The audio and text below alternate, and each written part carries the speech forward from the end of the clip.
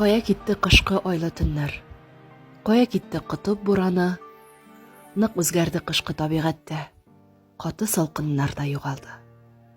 Без үскәндә башка дөнья булган. Ноябрьдән алып марткача. Кытып бураннары кытырынды, булды кайчак язлар булгач та. Төкерек төшми җиргә ката иде. Бүрәнәләр шартлап ярылды. Шуңа да бит барлык җан иясе язны көтте. Язны сагынды. Инешләрдә бозның калынлыгы метрдан да артык булгандыр. Бәкет иштек, балта белән чабып, сизелмәде көннең узганы.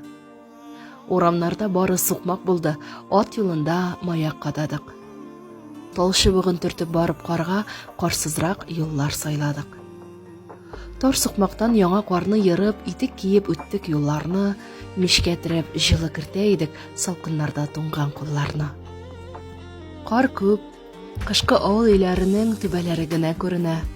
Таушуарга ерак барасы юк, кар таулары капка төбендә. Нык үзгәрде дөнья. Нык үзгәрде.